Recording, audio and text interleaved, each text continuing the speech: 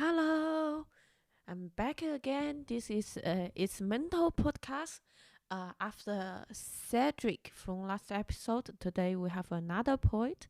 Although she might not identify with it because she does so many things, so I will give the mic to her. So, who are you? What do you do? Hi, so I'm Eléonore. So yeah, it's weird to say I'm a poet, but some people say I'm a poet, so that's one aspect. I'm also a singer-songwriter. I'm a burlesque performer, and I'm a coach. I work as a coach. I work with the body of people. I help them feel more their emotion within their body. Where are you from? Oh, I'm from France. Wow, I wouldn't have guessed that. Really? No, of course. Yeah. Uh, I'm still very naive. yeah. So, what brought you from France to here? An ex-boyfriend. Ah, It was 8 years ago. you are in Berlin for 8 years now. Yeah. I Wow. know. Yeah, it's long. I still don't speak good German. Me neither. Yeah. How long have you been in Berlin? In Berlin 5 years. In Germany 8 years. Nice. Uh. I would handshake. Yeah, handshake. So, what you had a professional life before, right? Yeah. So I had finished my study in computer science, and I came here and I found a job quite quickly as a software developer. Wow, you look so not a software developer. Yeah, I still have the glasses. Uh-huh. Yeah, exactly. I worked for 2 years as a software developer in a nice music tech company. Mhm. Then I switched job within that company. I became a coach. Uh-huh. And then after 2 or 3 years, I decided to leave and live more like artistic life. Uh-huh. What make you decide you will quit your job, like your corporate work, to be an artist? That's a good question. It was like a feeling inside of me that it was not 100% fulfilling me, and that there was more for me than just this job, even though it was a cool job, well paid, nice people. I was also coaching people, so I like helping people like this. But I felt like there was more for me, and I wanted to have more time as well and use the time as I wanted to. And for how long it took you to make the decision? All in all, maybe from where I got kind of the little nudge, you say, or the little hint that I should, maybe something was not so good, to when I really left, maybe 6 months. 6 months. And did you experience like a burnout or something, or it's just you really want to do art? Yeah, so no, I didn't have a burnout. I'm quite good at feeling myself, feeling my energies, and I don't let myself going rock bottom before taking decisions. So no, like I could feel I was not so happy and something was wrong, but yeah, I could feel it quite early, so I didn't go until burnout. And in these 6 months, what was your process like? How it become clear? Oh, and when you quit the job, did you think about find another job, or what make you so clear? Oh, you want to do art? So the process, I don't really realize it was just this idea was taking more and more space in me up until the point where I was like, okay, I really need to leave. I talked to a coach about it, and it helped me realize that, yeah, I really wanted to leave. And of course, I was afraid of not having money anymore. I was like, what am I gonna do if I leave? Because I didn't have a backup plan. And what made me want to do art, like I've always kind of sung since I'm a child, and I was doing it like I was having a band, and we were doing like concerts a bit on the side. yeah, so I just wanted to give more space to that. And when you quit, did you have a clear plan? Like how are you going to make money? Or it's more like, oh, I want to have a sabbatical, just be free for a while and figure it out. Like when it come to clear for you? It's a good question. So they actually offered me a sabbatical, but I was like, no, like I'm someone when I leave, I usually never go back. And I didn't really have a plan. That's also, I know some people need to have a plan to make the switch, but for me, it was just a trust in myself and in the universe. Do you also think because the fact you are a trained software developer that you can find a job whenever you want helped a lot? No, it didn't, because I knew I was never wanted to go back to this job. So I knew it would be to go do something different. Wow. And I trusted that I will be okay. And like, it's true that financially I know that I would have money from the state for a while. So I knew I could count on this. And I had a bit of savings. So that kind of helped.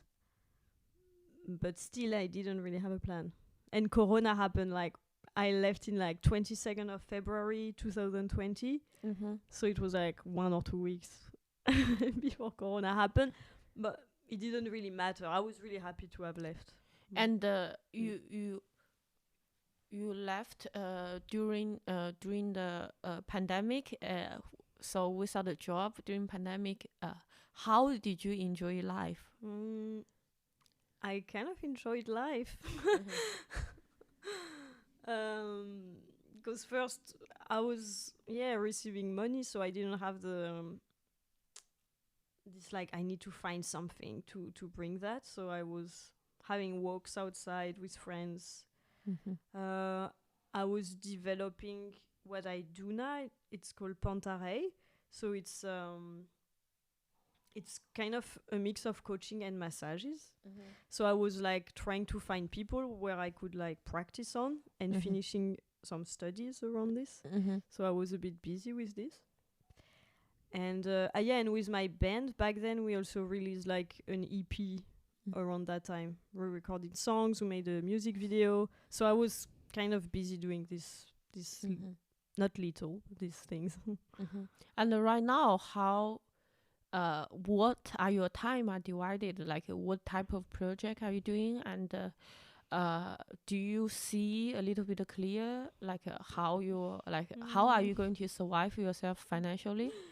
It's funny because I'm really not someone here who has plans and who has a clear structure. I kind of go with the flow and it works. So now, since kind of the gigs can happen in Berlin, I have actually more and more shows about burlesque. It seems like people like it, are interested, so that starts to bring a bit of money.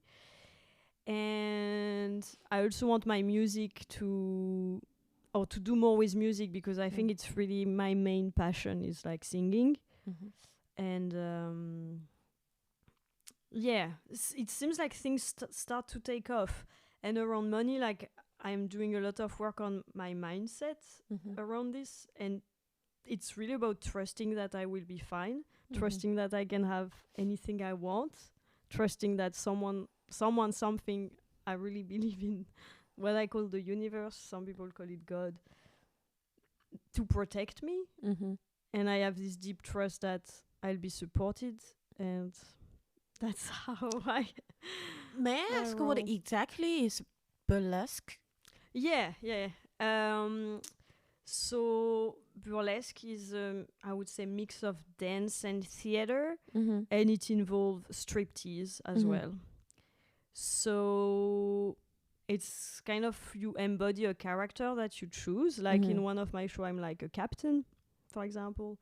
And then I'm telling a story. Like there's a drunk captain on stage. There's first a man who's like drunk, and he's a captain, and I'm like cleaning the deck of a ship. Yeah. And then I see he's drunk and I'm pissed off, and then I kick him out, and then I become the captain. So I tell a whole story, And then of course there's element of dance and of teasing with the audience, and it's very playful, and I really like it. I grew up in China as a fat kid. Like there were lots of body shaming involved, and I think doing strip dancing is the least thing I'll be able to do. And what make you feel okay, like to take off your clothes in front of an audience is something attracts you? It's very empowering. I think it's one of the most empowering thing I've done. Because it's about saying, this is my body, I'm showing it to you because I like it or because I want to like it more. It's it helps you make peace with all of your body parts, and and there's something about being naked. I mean, it's not fully naked, but there's something about they're also like you're getting naked, and you can also see it as an not abstract, but in a metaphorical way. It's like I'm removing things and then I'm just me. It's also beautiful, I think. And how did you get into it? It was also a feeling that I would like it. And so I did a workshop in Berlin. Like in Berlin you can find workshops about everything. And and I found one about burlesque, and then it was like during 2 days, and we learned a little dance routine, and removing some clothes, and I had so much fun. I really liked it. It was just among women. I really liked it. And then they were doing another class about really building your act, like your own performance, with some help and feedback, and like they were helping you doing that with the final performance. And when I went on stage, because you can also just do it for yourself, like with a group. But when I went on stage doing it, I enjoyed it so much. I knew I wanted to do it again. Do you always feel confident about your body? Actually, I love my body. I don't feel like overconfident, but I'm like, I like it. I like how it looks. I mean, I didn't like my breasts for a long time. But now, I mean, they are like they are, so I don't have any other choice but liking them. That's, And what kind of situation you perform it? Is like at the bars or at the theater or? There are different ones. So the most common is at burlesque shows where it's only about burlesque. So there it's really cool because the audience come for this and they know what it is, and there are other performers and they're very warm and screaming, and that helps a lot when people are really like cheering up. But some of the time I've done it like there was comedy and burlesque, so that's why I've done it. And sometimes I did it as part more like a show, like a theater show, or where different artists were also performing. And that was harder because people were a bit like, I mean, they were happy to see something different. They were not expecting, but it was a bit harder for me. So to answer which venue, like bars or venue where you have comedy. And as like burlesque shows, what type audience are them like? Like are they most female or mix or most male? I would say mix, but with there are quite a good amount of women when it's only burlesque shows. And I have to say, each time after I do a show, I have at least one woman who comes to me and who's like, that was so nice, I want to do the same. Like all the time it happens. Because I think they can feel how empowering it is, how fun it is, and it gives a lot of confidence to. After the show, when it went well, I always feel really good about myself. And I never been to a show like this before, but I can imagine like when it involves taking off your clothes as a woman. Have you ever experienced like a weird energy from male audience? So when you're on stage, you're kind of safe, and that's what I like. Yeah. It's like you show what you want. Like you don't have to show things you don't want to show. You do the moves you want. So that's a part I like. Afterwards, maybe you see some people who are interested in you, but I've never had like bad comments. Like people are really respectful. Cool. So I met you because of the Berlin Mental Health Festival.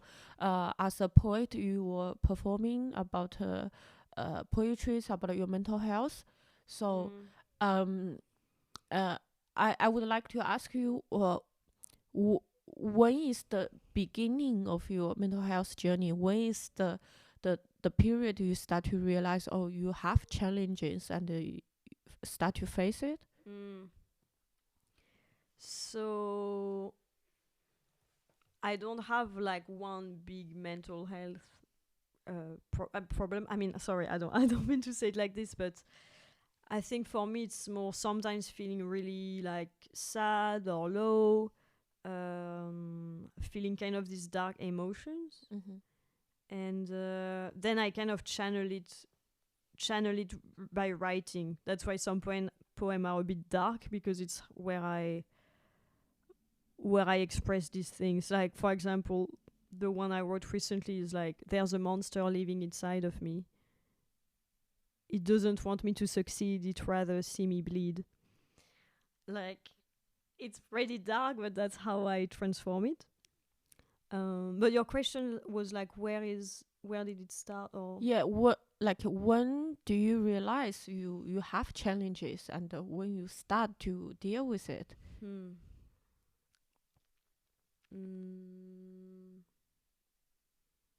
I don't really know.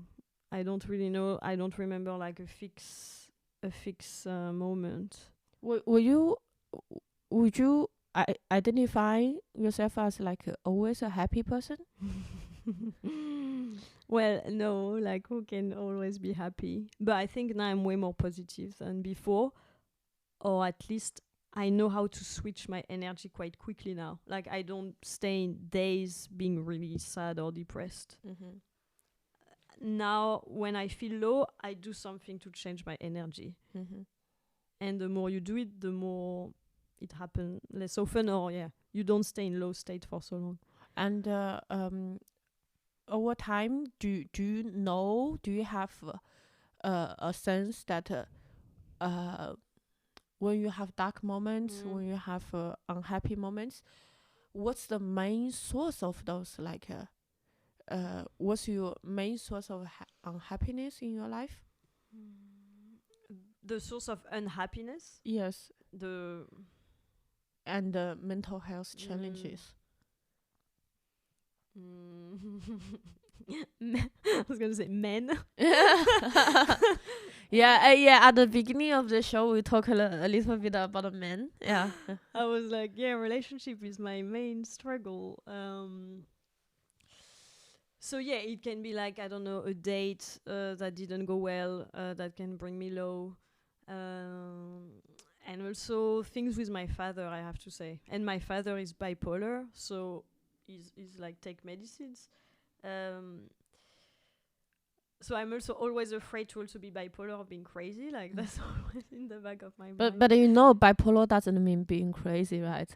No, it doesn't mean that. It doesn't mean that. That's not what I meant.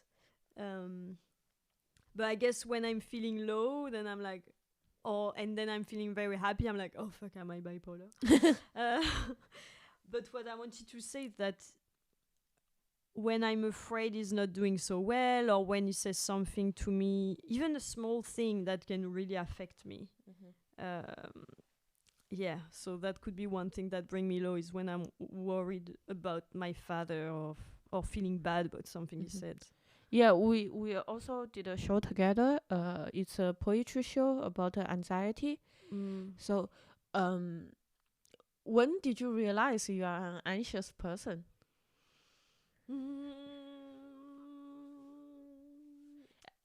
And when do you realize this is anxiety? I'm still like, am I an anxious person? I guess I'm always anxious about going on stage. I think that's the main thing. Like the day of performance, I feel really often low, and I have like bad self-talk that says I cannot make it, or You mean very before criticism. stage time or after stage time? Before Uh-huh. and after, when it didn't go so well. But I'm very, I guess, perfectionist, and so I'm like, yeah, this is not good enough. Like now I recognize the voice, and I'm like, no, okay, this is okay. If it's not perfect, it's okay. Yeah, I cannot tell you when I realized precisely. Yeah. And you talk about the perfectionism. I realized that I always interesting like how did you realize the issue, because for me like I remember like when I was in business school, I was never interviewed before, and the prepare for interview always ask, oh, what's your biggest weakness, and from all those online pages I learned to say, oh, I have perfectionism, I need to overcome it. But I said it because it make me look good, because what's the best weakness is perfectionism, right? But it's funny. I never believed that I have perfectionism, like I have the issue, until I was doing the Berlin Mental Health Festival last year.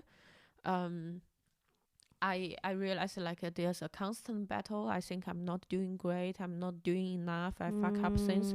Then, if I step a little bit further to see the situation, like hey, like alone, I put this project together. I brought so many people together, and the fact that it happened, it's already a huge success. Yeah. And why I'm beating myself down by all those details. Yeah. And then I realized, oh, I actually have issue with perfectionism. So I am really interested in other people's experience, like, because it's very easy to say, oh, I have perfectionism, but actually realize it and find all the small examples in life and recognize it and deal with it is another thing. So I wonder about you. How do you know you are dealing with perfectionism? Yeah, I guess a bit what you said, this voice saying that you're not good enough, that it's not good enough. I think at one of the show also where you invited me, when I played the song at the guitar, and my hand was super shaking. So that's to answer when I can see when I'm anxious. Like my hand was so shaking I could almost not perform. And I was like, wow, there's really, you were really stressed, like at a level that it makes your hand shake and you cannot perform. So I was feeling not good about it. And it's more that afterwards I felt so bad. I was like, I didn't perform well. Like I didn't give the performance I wanted to give. It was not like when I rehearsed, and I felt really bad, and I like kind of beat myself up. And yeah, that's an example, I guess, of perfectionism. You know, like actually it's really funny, because after that performance I got so many good feedback about your performance, because that show is a show about anxiety. Seeing you on stage being so anxious but still power through and delivered a beautiful performance is so on topic. And it's beautiful that we are all anxious, but we still doing the thing we want to do, not let it to stop us. Yeah, I'm happy to hear that. Yeah, and I was, a part of me was proud to have like went through it. It was like really painful to went through it. It was like, okay, I have to finish it. Okay, I'm gonna finish it, and I did, and I was proud for this. But it was so little, this proud. Like there was more these things of like, you didn't perform well. Like the voice was so big, and that's when I wrote the poem "There's a Monster Living Inside of You," because I could see there was this big voice. Like the next day I was feeling awful. I was like, because the level I put for myself is very high. And in a way, it's good because I want to be really good. Also, that Yeah. was a really big room. Even the comedians say they never performed for so many people before. Oh, you meant that room? I meant I meant the other room, the small one. Oh, the small one. I'm Okay, not talking okay. about the Oh, size. the small one. I didn't notice you were anxious at all. Yes, that's so funny. Uh-huh. That's so funny. And I think actually the small one was harder because we were so close to the people. They were like literally 20 centimeters from me. Yeah, yeah. Whereas the big room, I had the thing in my face. Yeah, I was also anxious, it's true. But I could not see them, so I was far away, and that made it somehow easier. Oh. Oh no, and I'm like, oh no, I screwed up a second thing and I didn't notice. you know, like you talk about the voice in your mind. I think it's interesting because I start to recognize this voice like maybe around 2 years ago, 1.5 year ago. Like I was working at a very big company, and I was doing a very high level project. And at the end, I finished, let's say, second place. There was like a competition, or let's not go in deep into that within the company. Wow. Okay, so like it's a very big company, it's a very high level project, and let's say I finished second place. We cannot go in deep on that thing. So and afterwards I feel so beaten down, and I feel so like I feel a piece of shit, and I'm like, you are loser, you are loser, you are loser, you are loser, you are loser. And then I start to reflect on the past 1 year when I'm working on this project. I realized, actually, when I was joining this project, I just joined that company not long, and it's a very, very big company, and it's a very high level project. And at the beginning, I thought if I can get into this project, it would be a huge success. And I got into this project, and I worked there, and I really showed my ability there. And then I thought, okay, if I can from this project it will come out with another project. And I'm like, if I can get into that project, even more high level project where it will work with the highest level of executives in the company, and it's a multi-billion company. So I thought, if I get into the final project, I would be so proud of myself, and it would be a success. Not only I got into it, and I got it into it as one of the leader. And then I was like, if I can run for the chairperson of this project, I'm like, that would be great. And then I run for the chairperson, and then I got lost with that one, so I ended second place. And I feel so beaten down. But then I look back, I was like, come on, 1 year ago I thought if I can get into this thing, I'll be success. Yeah. Then I raised the bar again and again and again and again. I that's the moment I realized there's a really, that's the moment I start to be able to personalize this voice in me. And I realized this voice in me is just like a really, really, really mean couch. No matter how fast I run, how far I have run, and despite how little resource I have during the run, and he always shout at me, always telling me I'm not good enough. And every time when I reach to the finishing line, he will always move the finishing line a bit further, and I will have to run more and faster and better. But eventually, I will not be able to keep up on it, and then he will win and tell me, yeah, you are a loser. But if I look at my goal 1 year ago, I'm wildly success. I achieved so many things during this 1 year. It's beyond my imagination. But at the end, instead of celebrate all the success I have, I just feel so beaten down and feel like I'm the biggest loser in the world. And that's the moment I realized, okay, there's this voice in me, and it's not making me happy. So, and since then I start to understand in my brain that there's me, but there's also something else. So I would like to ask you, like, how do you realize these voices are not you?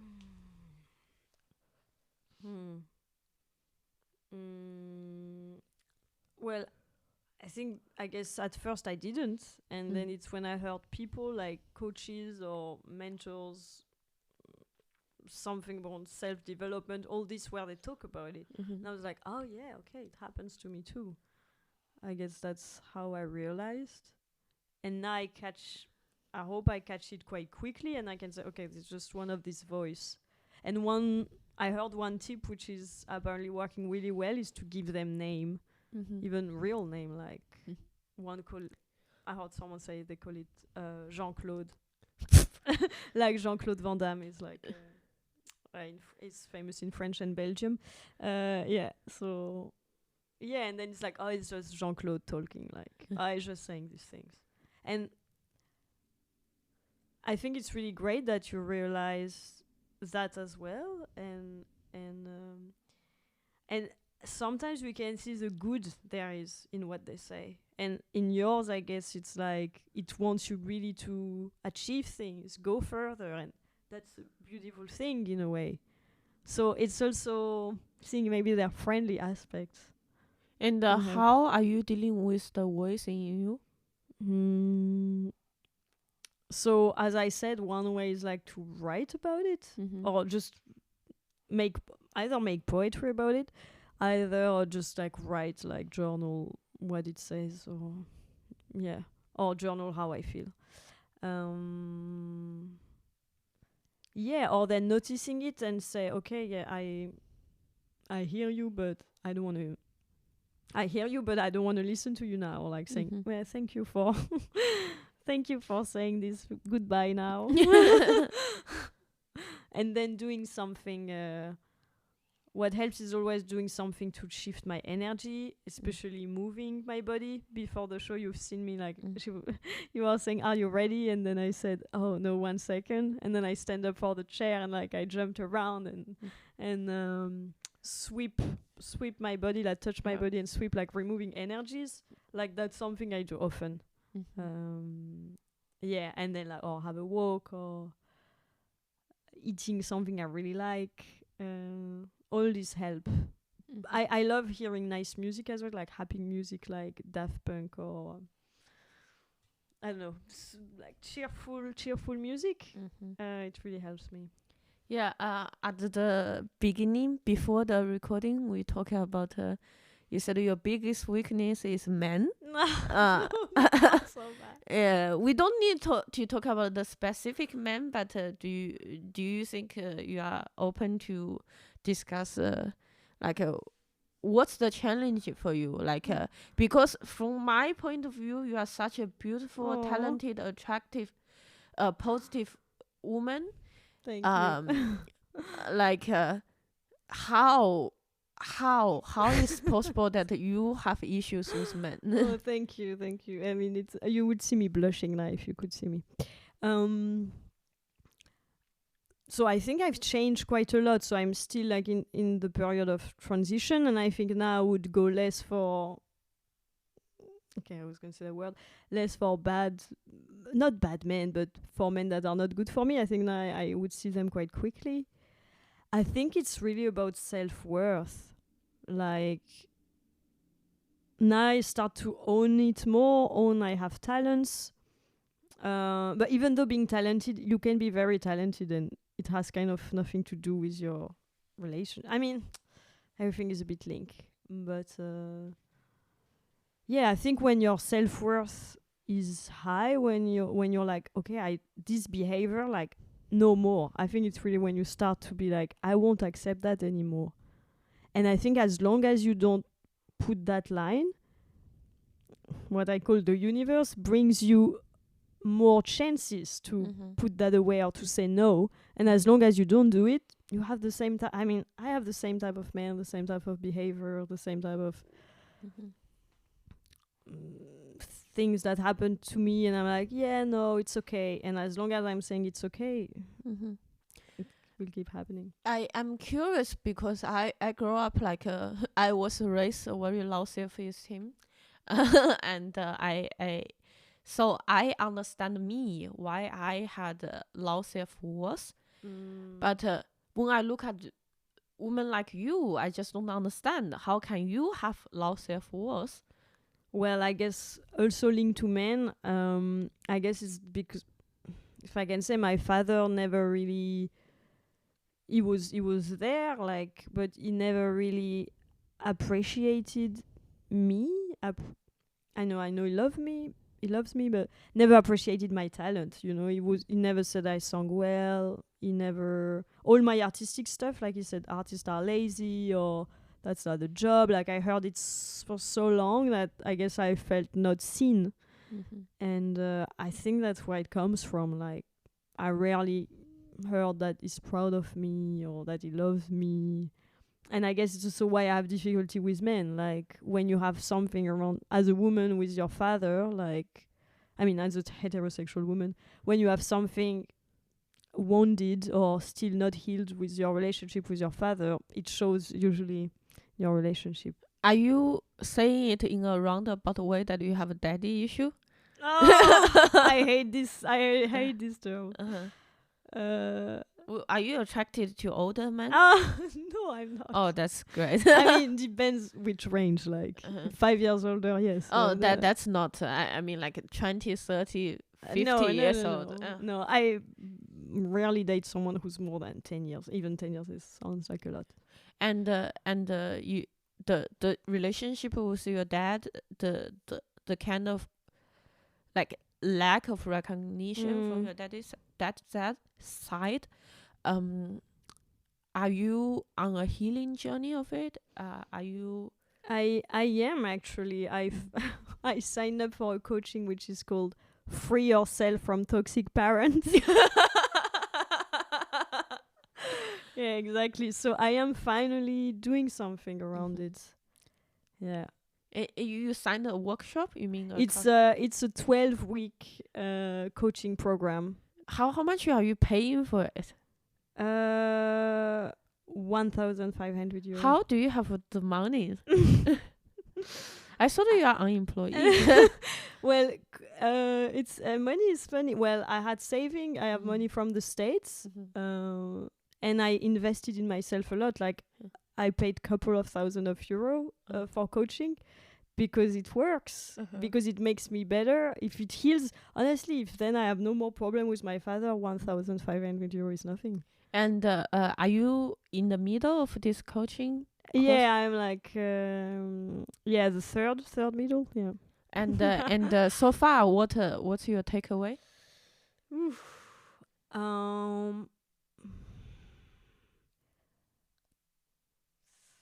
Oh, that's a tricky question. But it's more that owning more my desires, my needs, and that I don't have to tolerate everything he does. It's more about putting boundaries, or now I'm like, okay, I don't want to call him, I don't call him.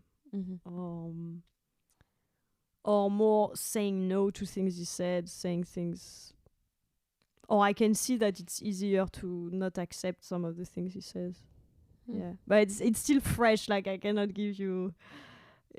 You should ask me in a month or two when it has finished. Yeah, I hope we'll see progress in 1 month. And are you still in touch with him? Are you in good relationship with him? I'm in touch with him. I'm still in touch with him. Good relationship. On the surface, it looks okay. Around Christmas, I went back to my family, and I feel the more you grow, the more you have self-worth for yourself, have respect for yourself. The more there, as I said before, behaviors you cannot tolerate. And for example, the way he talked to my mom, like, it was so hard for me to see that, like, and stuff he did, like I could not accept anymore, and it was making me really angry. Like I could feel so angry, it was triggering me, and I yelled a lot. I closed doors and run away. Like I was in states I've never been. Like it was like recently. Yeah, it was during Christmas, so 3 months ago, and then it reached a point where I was like, no more of this, or I don't want to feel like this anymore. I felt out of myself so much, and since I'm back here, so I had to deal with my anger, and it was also, in a way, anger I transformed it into some kind of fire energy that helped me for my projects to really like move, like take action. So that was the good thing. But I haven't seen him in person since then. We had maybe took a few time on the phone, but I don't know how it's gonna be when I'm gonna see him again. Wow, like it's hard to imagine you have anger issue because you look like the least harmful really creature in the world. So many people told me this when I said that. They're like, "You getting angry?" But I can get very angry, especially like he triggers me like so quickly. So especially with my dad. We talked about you talked quite a few times about the God, the universe. Were you always spiritual, or it was a recent thing?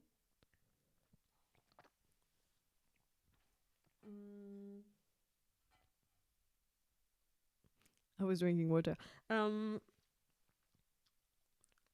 I think it started when I started meditating, like about 5 or 6 years ago.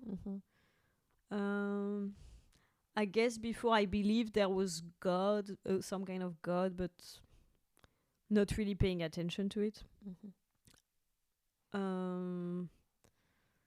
Yeah, and I think it's more... I was going to say when I've seen that something worked, I started believing it, but now you're going to ask me what.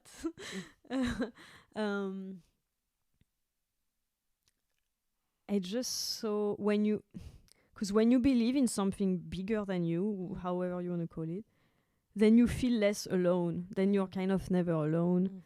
And then then you don't make every actions like, oh, something should happen, or how to say, like you believe that there's a bigger force here that's in play, and then there's less pressure on your shoulder, I think. And during your meditation practice, I like to ask about timestamp, because for me, I think the moment I switch is really really magical for me.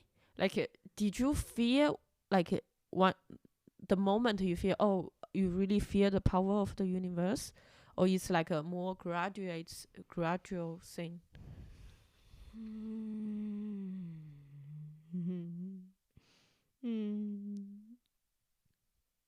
I think it's more, would say graduate, because the more you trust, the more you see things happen. I think now I feel it in terms of things people could call coincidence.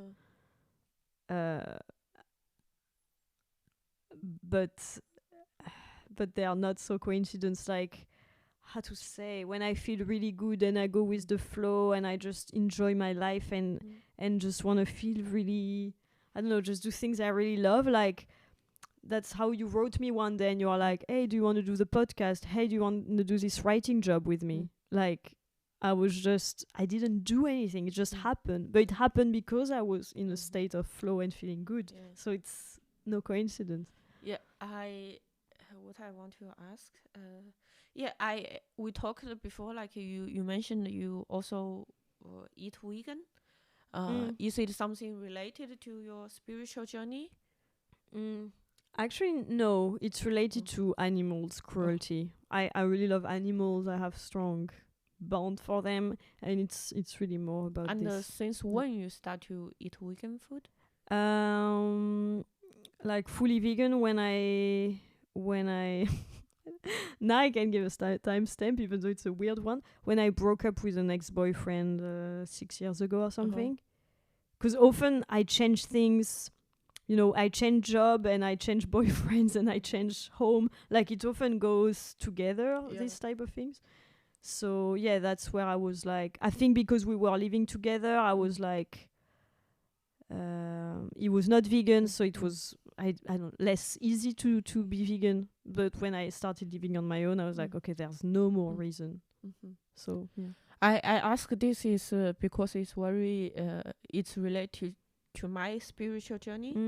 Like grow up in China, the party doesn't allow us to be religious nor spiritual. So I never believed like superstitious or like a religion or God or spiritual stuff. I thought I'm the last person would be spiritual. But last year I feel the energy of God in me. Wow. Actually, I read a book called what's the book called? Lost Connections by Johan Hari. So he talks about the book is about the reason why our society are less happy and more anxious, and he talks about the main. There's a few main reasons, and they are all related to different type of lost connections, like a lost connection of with your body, meaningful job, like a future and spiritual life, and with your community. And one thing he talk about is meditation. I tried meditation for many times in the past, but I just couldn't get it. And but after reading this book, I decided to give it another try. And my solution for it would be take some acid and listen to a meditation course at the same time. Oh wow, that's intense. Yeah, I did, and wow. while I was meditating, I suddenly have this feeling. I was like, wow, now I understand. There's some spiritual leader said like, no matter how rich or how poor you are, the most enjoyment thing in your life is the time when you are meditating. And when you are meditating, you are sharing, like it doesn't matter if you are poor or not, you are enjoying the same thing. And that's the feeling I had. And then afterwards I'm like, okay, I had enough of meditation, I want to watch Frozen. And I started to watch Frozen. I never watched Frozen before. And while I was on acid, I was watching Frozen. I realized it's a very female empower movie, and actually it's really, really well made. And I should watch it. I haven't watched it. It's really amazing. And then I realized I probably overdosed a little bit. I have like, I want to puke. So I feel really bad. I went to the bathroom and start to puke like everything out while I am on acid. And then, but my mind, like if you look at the situation, this woman has just overdosed on drug and puking in her bathroom. And I know if it was a few years ago, I would be filled with self-loss and self-hatred. Like, oh, what are you doing with your life? You are a piece of shit. Like you are horrible, and no one would respect you. And I would be filled with this kind of voice. But that moment, I was overdose puking in my bathroom. All I could think, I was actually like yelling out. My boyfriend was at home that time. I was yelling out. I was like, Frozen is an amazing movie. It's amazing. I'm a woman. I love myself. And I instead of all those self-loathing thoughts, all I could think is about this amazing art and being impressed by it. And then the next thought I had is that, oh shit, this is funny. Like this woman is overdosed on acid and puking in a bathroom and crying how amazing Frozen is. Yeah, it's really funny. And how much she loves herself. And then I just think, oh, this is so funny. And that's the moment I suddenly realize whatever happened in my life is barely an ingredient I get. And God, the universe have gave me this power of comedy that I can process anything into comedy, and then that means like my Wow. happiness is not defined by what happened to me, but defined by how I look at it. Even a tragedy happen, as long as I have comedy, I can make it fun. That's true, yeah. And then I realized, wow, I am God. God is in me, and I create my reality. That's a big one. That's the moment I feel so strong, connected with the universe. And I had a very, very difficult relationship with my mom. Like it's really love-hate relationship. And at one point, I was even secretly hoping she can die soon, so I don't need to face this. And later that night, I suddenly had an epiphany, and I suddenly forgave her. And wow. Since then, we like I am able to open my eyes to see the change she had over the years, and to appreciate her, and to really love her. Like this is a feeling I never had before. And that was happening in February or March, I think. And I was at a very difficult point. I had some visa issue. I had some issues with my former employer, and then in June, 1st of June, I had this visa appointment. I went to the Ausland Beholder. I went into the room, and the person there, she just looked at my paper. She said, "It's your case is complicated, and please go out. I need to talk with my colleagues." And this means so much for me, because if the visa doesn't go through, I have to force myself to go back to a job I really, really hate. And where I sit in front of a computer, want to kill myself every day. So I was really, really stressed, and I was waiting in the waiting room. It was like 20 minutes waiting there. And I start to kneel down and to pray to God, to universe. I said, like, if you bless me, I will stop eating meat for the rest of the year. Okay, wow. And I was a person who enjoy meat so much, like, because I grew up very poor, and in China, like, meat is like rich people food. And then come to Europe, meat is so cheap. Like I used to eat steak for breakfast. And so that day I just made the deal with the universe. I said, if you bless me, I'm going to stop eating meat for the rest of the year, except the meat I already have in the freezer, because if I don't eat it, it's not good for anyone. The precision. And then I went back to the office. She called me, and I went in. She just looked at me. She's like, "What's the color of your eyes?" I'm like, "Brown." And she gave me a card to say, "Go pay and don't come back." I was like, "Do you mean I got the visa?" She's like, "Yes." I'm like, "You don't even congratulate me or what? At least smile to me, give me some signal." And then I came out. I'm like, okay, fine. I have to eat no meat for 6 months. I was like, oh, how can I survive this? But then 2 weeks in, when I start to eat vegetarian food, I had I run into a comedian. I said, oh, now I'm eating mostly vegan food because I don't like to eat too much cheese. And he's like, just cut the cheese and egg, you can be vegan. And he just said that. I was like, okay. And I went home. I binged all the vegan documentary I can find on Netflix. And in one afternoon, and then my ex-boyfriend came home. I told him I am going to be vegan. He's like, really? I said, really? And since then, I've been vegan, and only good things has happened to me since then. Like I had such I have very strong, like how do you call it, attachment issue. Like being with my ex-boyfriend, I was constantly afraid of abandonment, constantly afraid of losing him. and I am really really afraid of being alone. And then one day he came home, he broke up with me, and I thought that there's no way I can survive this or whatever. But magically, like I put myself together. It was in the middle of preparation for the Berlin Mental Health Festival.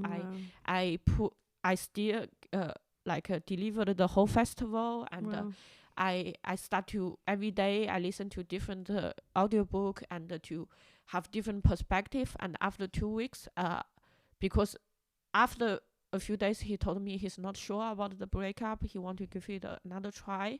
And but after 2 weeks, I put myself together and I made the decision. I told him, like, I think this is really an end. I don't think we should continue, and let's not have that hope, just cut it through. It's good that you and did that. This is the capacity I never thought I have. And then we broke up. Then and I never thought I am a person have the capacity to be friend with an ex-boyfriend. Not mention a person who with me for almost 4 years, been so important in my life and dumped me.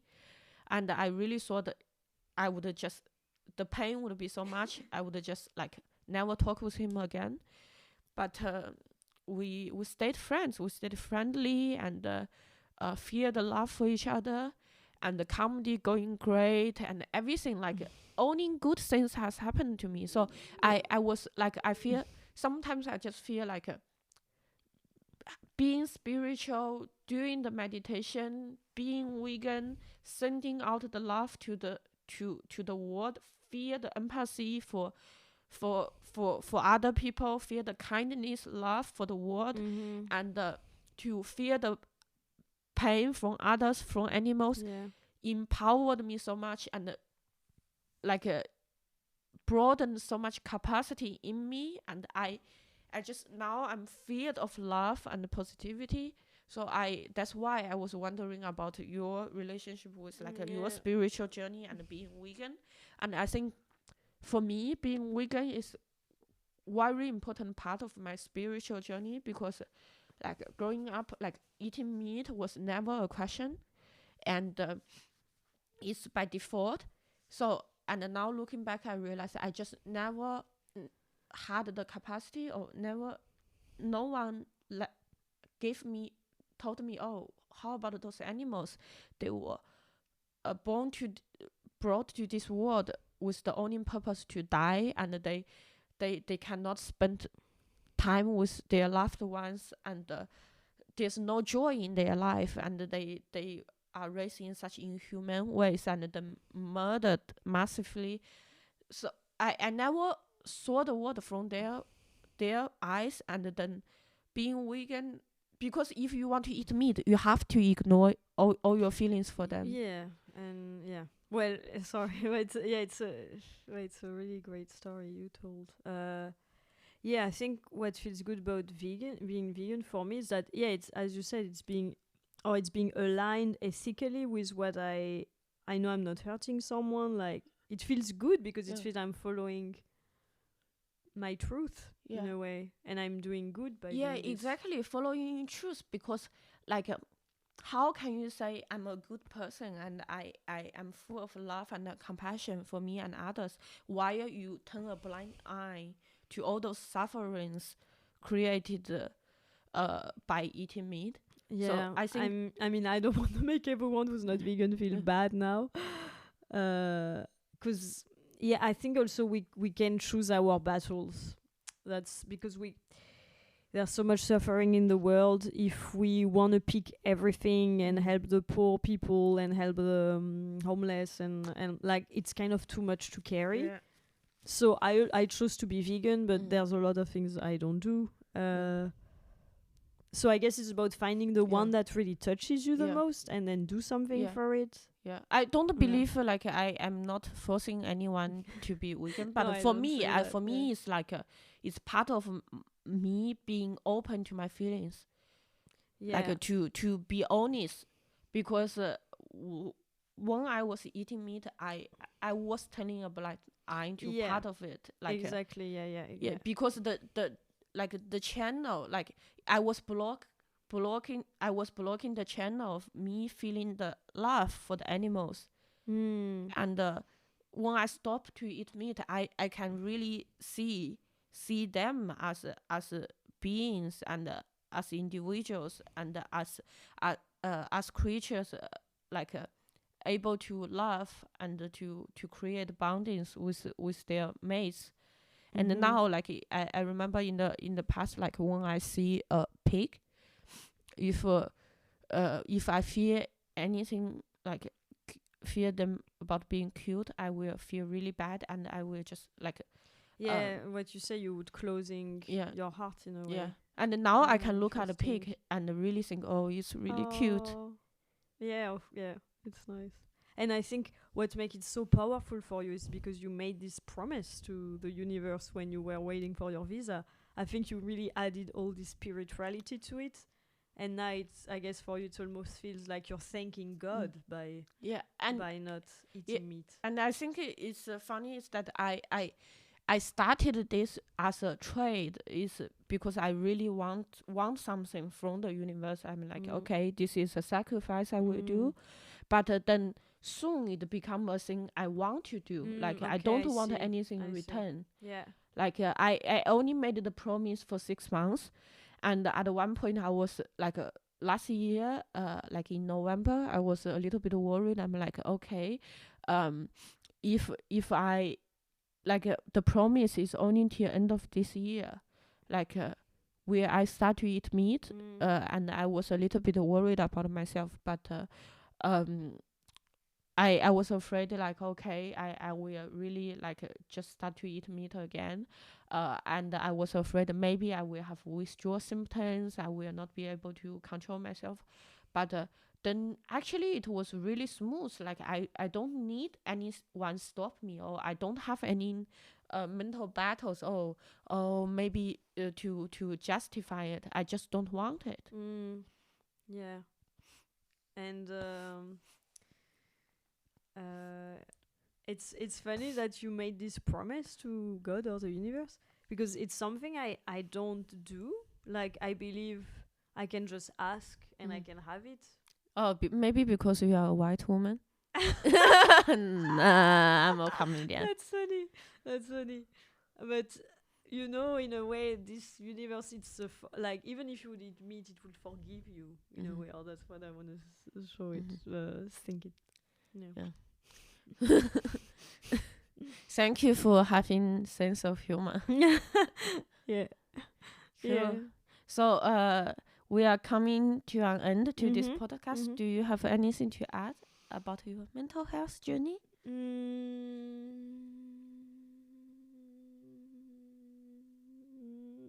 I cannot think of anything now. Or what would I like to tell people? Yeah. Actually, I have one last question. Okay. You talk about the difficult relationship with your dad and self-love. Do you always love yourself? Did you have challenges to need to make conscious effort to love yourself?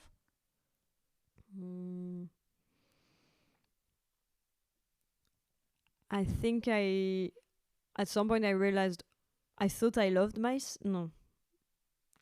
First I thought I was getting better at loving myself, and then I realized, okay, well, if you did that, that means you didn't love yourself so much. Like in relationship with men, like letting some behavior or some touch I didn't really like and not saying no to that felt afterwards, that really felt like I didn't love myself. And what helped is also some coaching I've done, and an exercise was about to tell you in front of a mirror, looking at yourself, and said, I'm proud of you for doing this and that, like finding 7 things. I forgive you for this and that. And I commit to do this and that. And that's just to say I forgive myself for not having done that, not having said that, or having done this and that. Really helped with the self-love. And also saying what I'm proud of myself for. Yeah. Cool. And I think I can say I love myself. Aww. You should, because you are such a wonderful woman. Thank you. Thank you. Cool. Thank you so much for sharing your journey. And for those people who are not vegan there, I hope you forgive my vegan talk. It's not about you. It's about me, okay? The word is not about you. I'm talking about my journey, so don't feel offended. And a little announcement to make. If you don't know yet, that I now have my Patreon account. So for as little as €3.50 per month, you can sponsor me a falafel sandwich. So I can make some more time to work on the mental health projects. And besides that, now the Berlin Mental Health Festival is a continuous project. So we have weekly, monthly, and yearly projects all around the topic of mental health, encouraging different artists to be vulnerable and authentic on stage and to share their story, share their journey using different art form. So if you are interested, check search Berlin Mental Health Festival on Google. The first link is our website, and you will find all the information you need. And if you listen till this far, thank you so much. I hope you have a great day, stay safe, and love yourself. Yeah. And believe in yourself. Yes. Cool. Bye-bye. Bye bye.